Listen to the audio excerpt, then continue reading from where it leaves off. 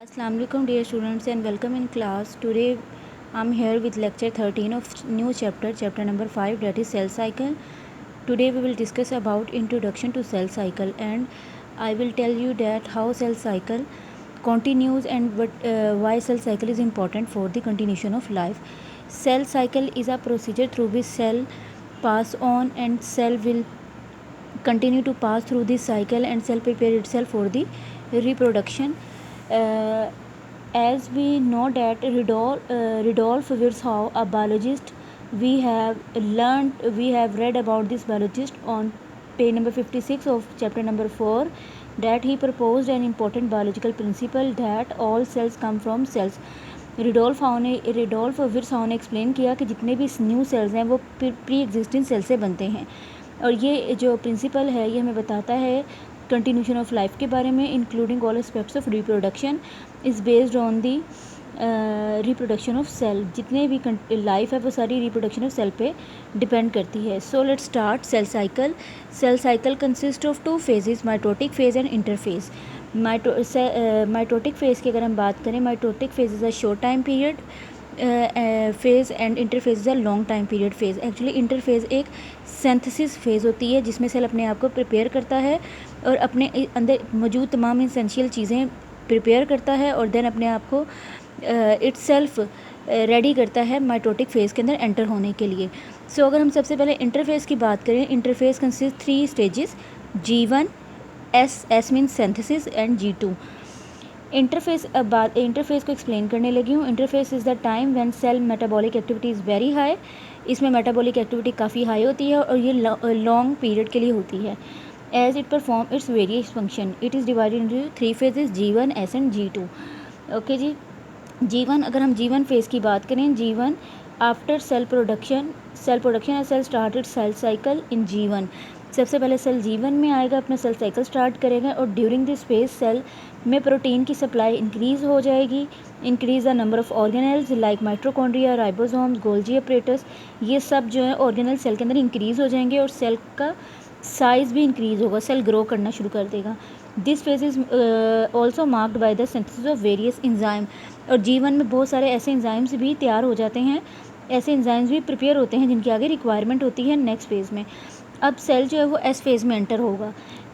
Cell जो है S phase में एंटर होगा और यहाँ पे सेल की डुप्लीकेशन ऑफ क्रोमोसोम्स होगी.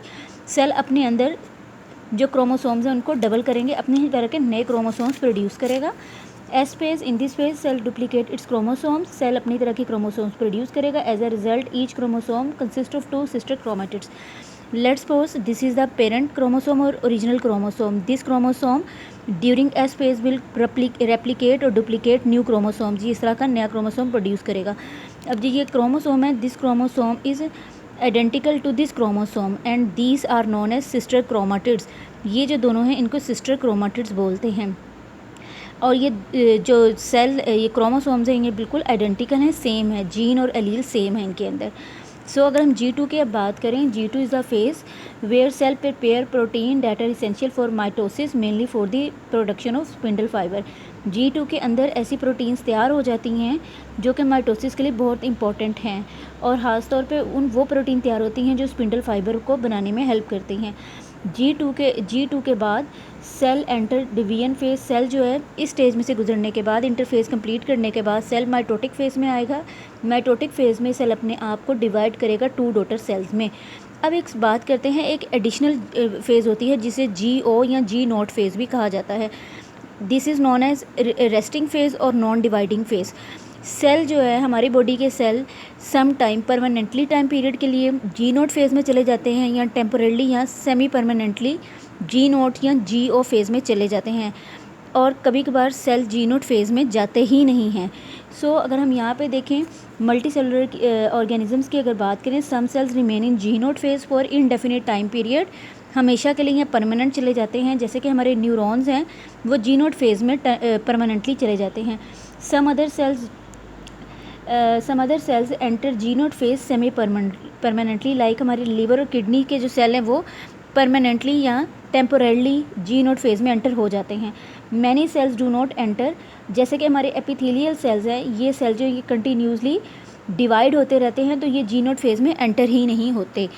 So here Today we discuss about cell cycle. Cell cycle contain two stages, mitotic phase and interphase. Interphase is a long time period phase and mitotic phase is a short phase as compared to interphase. And interphase further divided or further consists of three stages, G1, S means synthesis, S and G2. और अगर बात की जाए interphase में cell अपने आप को prepare करता है, तमाम ऑल इसेंशियल प्रोटीन्स और क्रोमोसोम्स वगैरह प्रिपेयर करेगा, मेक करेगा और अपने आप को माइटोटिक फेज़ में एंटर कर लेगा। और जैसे माइटोटिक फेज़ में जाएगा तो सेल अपने आप को दो नए सेल में या टू डॉटर सेल्स में कन्वर्ट कर देगा। एक एडिशनल जी नोट या जीओ फेज़ होती है जिसमें सेल या तो हमेशा के लिए चला जाता है या टेम्परली जाता है या जाता ही नहीं है। So till the next lecture, Allah.